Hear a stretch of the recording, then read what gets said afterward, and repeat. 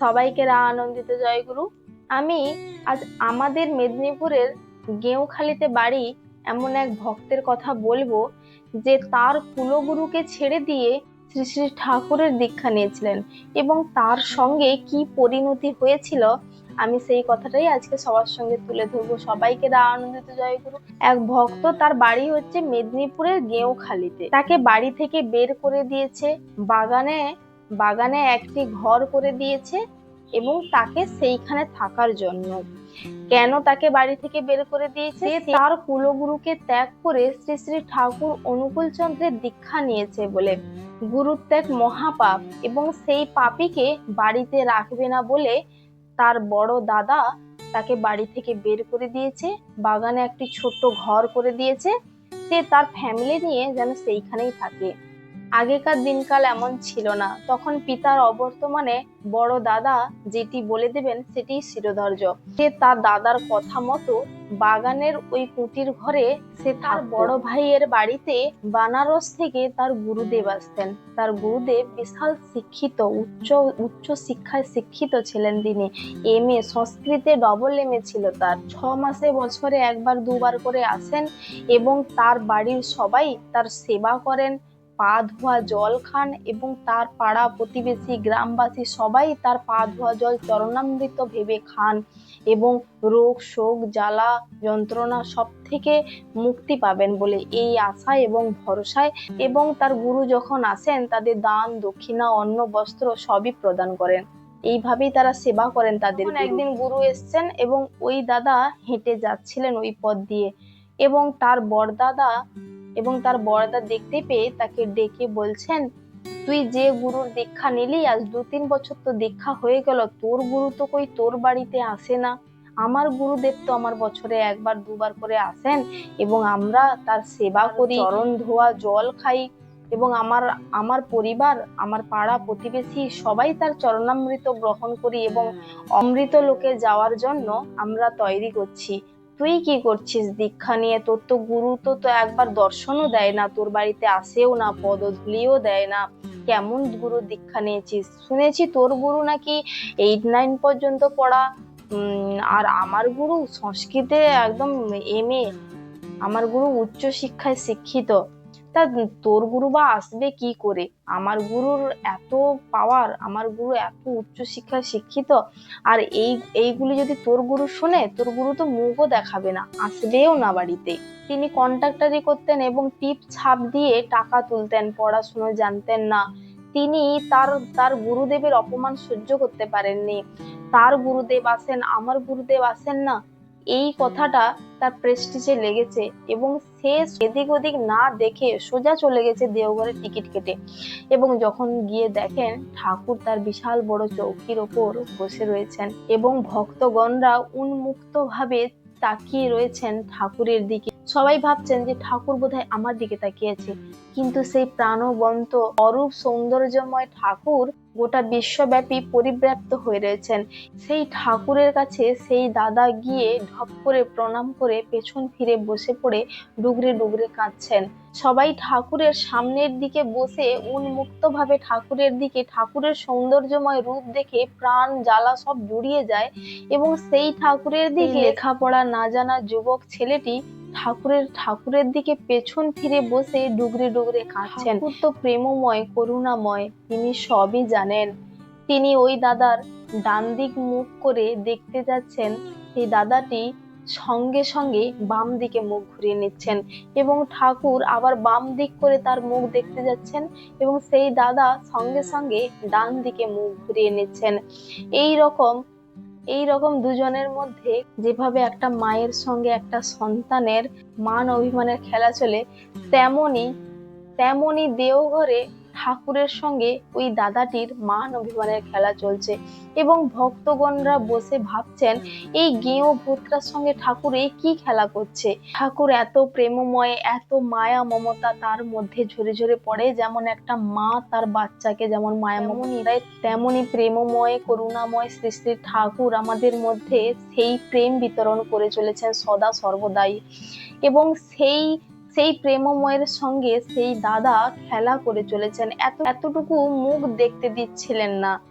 ঠাকুর তো অভিমান ভাঙতে আসেন, তিনি জানেন অভিমান বজায় রাখলে তার ভক্ত নরকে যাবে। কেন্দ্রিক ভাবনায় ভরপুর বিশ্বাসঘাতকতা তার মধ্যে কাজ করবে এবং প্রতিলোমিক প্রতিক্রিয়া ঘটবে সেইখানে। তাই ঠাকুর সবই জানেন।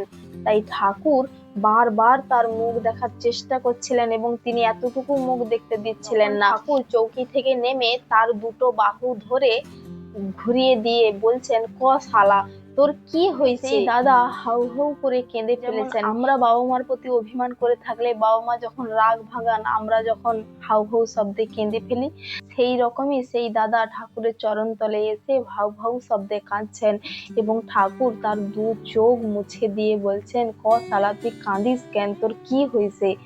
তখন সেই দাদা চোখ টোক মুছে বলছেন, ঠাকুর, আমার প্রেস্টিজ পাংচার হয়ে গেছে। তখন ঠাকুর তার চৌকিতে বসে ভুঁড়ি নাচিয়ে নাচিয়ে হাসছেন। আমরা তো হাসতে জানি না, আমাদের শুধু দাঁতটাই দেখা যায় বাস, কিন্তু ঠাকুর যখন হাসেন তার পা থেকে মাথা পর্যন্ত এত সুন্দরভাবে দুলিয়ে দুলিয়ে হাসেন এবং সারা জগৎ পৃথিবী হাসেন। ঠাকুর যখন হাসেন, ছোট কীট পতঙ্গ, গাছপালা, পশু পাখি সবাই হাসতে থাকেন যখন আমাদের প্রেমময় ঠাকুর হাসেন। তাই সর্বদাই আমরা ঠাকুরকে হাসানোর জন্যই আমাদের সবকিছু করা, ঠাকুরকে আনন্দ দেওয়ার জন্যই সবকিছু করা। ঠাকুর বলছেন, আমার সাওয়াল ইংরেজি কয়, ক কি করে তোর প্রেস্টিজ পাংচার হইল, ক। তখন সেই দাদাটি বলছেন, ঠাকুর, আপনি জানেন নাকি আমি জানি না, থেকে তার গুরুদেব আসেন বছরে একবার দুবার হয়েও যায়। আমার দাদা বলেছেন, তোর গুরুদেব তোর বাড়িতে আসেন না, আমার গুরুদেব আমার বাড়িতে আসেন। আমার বাড়িতে আমার গুরুদেবের চরণ ধুলি পড়েছে এবং আমরা তার সেবা করি। তুই যদি ভক্ত হতিস তাহলে তোর গুরুদেবও তোর বাড়িতে আসতেন।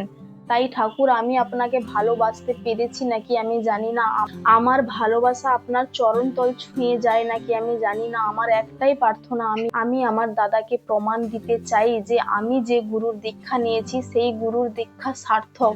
আপনি দয়া করে একবার আমার বাড়িতে চলুন, আমার এই প্রার্থনা। শ্রী ঠাকুর প্রেমময়কে আমন্ত্রণ জানাচ্ছে তার এক ভক্ত, যিনি দিন দরিদ্র পড়াশোনা না জানা এক ভক্ত, টিপ ছাপ দিয়ে টাকা তোলেন এমনতর এক ভক্ত শ্রী শ্রী ঠাকুরকে আমন্ত্রণ জানাচ্ছেন।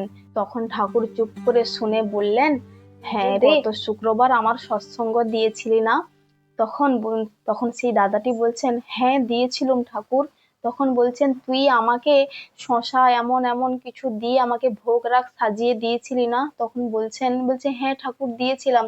তখন বলছেন, তুই যে আমাকে এত কিছু ভোগ রাগ দিলি, সৎসঙ্গ দিলি, আমি তো গিয়েছিলাম রে, আমি তো সবই খেলুম, কিন্তু আমার যখন জল পিপাসা পেয়েছিল, খেয়েছিলাম না, আমার পিপাসা পেয়েছিল, আমি যখন ডাব খাবো যাই দিলি, কিন্তু ডাবে ছিটায়ে দিসনি, তাই আমি জল খেতে পারলুম না। জানিস, তুই এর পর থেকে যখনই আমাকে ডাব দিবি, ডাবের মুখটা ছিটায়ে দিস, যাতে আমি ডাবের জলটা খেতে পারি। তখন সেই দাদা অবাক হয়ে বলছেন, ঠাকুর, আপনি আমার বাড়িতে গিয়েছিলেন, আপনি আমার ভোগ রাগ যে আমি সাজিয়ে দিয়েছিলাম আপনি খেয়েছেন? তখন বলছেন, হ্যাঁ রে, আমি খেয়েছি, সব খেয়েছি। তুই যতবারই সৎসঙ্গ দিস আমি তোর বাড়িতে যাই, যখনই ঋত্বিক দেবতা আহ্বানে দেয়, পার অচ্ছেদ্য মহান পুরুষ ইষ্ট প্রতি আবির্ভূত, এই উচ্চারণ করার সঙ্গে সঙ্গেই আমি ওখানে আবির্ভূত হই এবং যত যা ভক্তগণ, আমি ওইখানে বসে সবার নাম কীর্তন গান শুনি। যারা ভোগ রাগ দিস আমি সবই গ্রহণ করি, যে জল দিস আমি সেই জল পান করি, তারপরে আমি আসি। যেখানে সৎসঙ্গ হয় সেখানে আমি থাকি। শ্রীকৃষ্ণ বলেছেন, ন অহং তিষ্ঠামি বৈকুণ্ঠে যদিদং হৃদয়ং ন চ যত্র মদ্ভক্তা তত্র গায়ন্তি তত্র তিষ্ঠামি নারদঃ। আমি বৈকুণ্ঠে থাকি না, আমি যোগী ঋষিদের মধ্যে থাকি না, আমার ভক্ত যেখানে বসে থাকেন, আমার সৎসঙ্গ যেখানে চলেন, আমি সেইখানেই থাকি। যেখানেই আমার নামগান হয়, যেখানেই আমার কীর্তন হয়, যেখানেই সৎসঙ্গ হয়, সেখানেই ঠাকুর উপবিষ্ট করেন। যদি কোথাও খুঁজে পাও, কোথাও খুঁজে পাবেন না মূর্ত, কিন্তু ভক্তদের মাঝখানেই তাকে মূর্ত হিসেবে পাবেন। তোকে যে আমি বলেছিলাম যে তুই উষা প্রত্যুষে উঠে ইষ্টভৃতি নিবেদন করিস, তুই করিস তো? তখন সেই দাদা বলছেন, হ্যাঁ ঠাকুর, তুমি যে বলেছিলে আমাকে করতে, আমি করি। তুই যখন ইষ্টভৃতি করিস আমি তখন দুহাত পেতে গ্রহণ করি। তোকে যে আমি বলেছিলাম চলাফেরায় নাম জপ করতে, তুই নাম জপ করিস তো? হ্যাঁ ঠাকুর, আমি চলাফেরায় নাম জপ করি। তুই যখন চলাফেরায় নাম জপ করিস আমি তখন তোর পেছনে পেছনে থাকি, তোদের সর্বদাই লক্ষ্য রাখার জন্য, রক্ষা করার জন্য। এবার তুই বল, আমি তোর বাড়িতে মাসে একবার করে কি 6 মাসে একবার করে যাব, না প্রতিদিন নিত্য তোর সঙ্গে থাকবো, তোর বাড়িতে যাব? তুই বল। তখন সেই দাদাটি হাউ হাউ করে কেঁদে ঠাকুরের চরণ তলে লুটিয়ে পড়লো এবং বলল, ঠাকুর, আমার মাসে বছরে একবার করে যেতে হবে না ঠাকুর, তুমি প্রতিদিন আমার বাড়িতে থাকো, প্রতিদিন আমার বাড়িতে আসো, নিত্য আমার সঙ্গে থাকো ঠাকুর, আমি আর কিছু চাই না। ঠাকুর, আপনি নিত্য আমার সঙ্গে থাকেন, আমি আর কিছু চাই না ঠাকুর, তুমি নিত্য আমার সঙ্গে থাকেন, আমার বছরে 2 বছরে একবার করে যাওয়া লাগবে না, তুমি নিত্য আমার সঙ্গে থাকেন। তাই আমরা যখনই ইষ্টভৃতি করি, আমরা যখনই নাম জপ করি, আমরা যখনই ঠাকুরের নাম গান কীর্তন সৎসঙ্গে উপস্থিত থাকি, আমাদের সঙ্গে সর্বদাই ঠাকুর থাকেন। কেউ নিজেকে কখনো একা ভাববেন না, সর্বদাই ঠাকুর আমাদের সঙ্গে রয়েছে। আমাদের মনের মধ্যে বিশ্বাসকে জাগিয়ে তুলতে হবে। আমরা যখন সৎসঙ্গ দিই, সেই সৎসঙ্গে যে প্রসাদ দিই, ভোগ রাগ ঠাকুরকে সাজিয়ে দিই, কি জল গ্রহণের জন্য ভগবানের উদ্দেশ্যে আমরা দিই, তা ভগবান গ্রহণ করেন। নিজের মুখেই ঠাকুর বলছেন, আমার সৎসঙ্গ যেখানে হয়, যেখানে ভোগ রাগ সাজানো থাকে, আমি সেখানে গিয়ে সবার সঙ্গে উপবিষ্ট হয়ে আমরা গ্রহণ করি এবং ঠাকুরের নাম গান কীর্তন সবই আমি শুনে তারপরে আমি কিন্তু আসি। তাই আমাদের সদা সর্বদা উন্মুক্ত ভাবে ভগবান আমাদের সঙ্গে রয়েছেন। তাই আমাদের আর কি চিন্তা? ঋত্বিক দেবতা আহ্বানি দেয়, তখনই সেখানে ভগবান উপস্থিত। আমরাও চাই ঠাকুর নিত্য আমাদের সঙ্গে থাকুক। তাই সবাইকে আনন্দিত জয়গুরু। আসবো অন্য একটি ভিডিও নিয়ে, ততক্ষণ সবাই ভালো থাকবেন, সুস্থ থাকবেন। সবাইকে আনন্দিত জয়গুরু। পরম পিতার কাছে সবার মঙ্গল কামনা করি।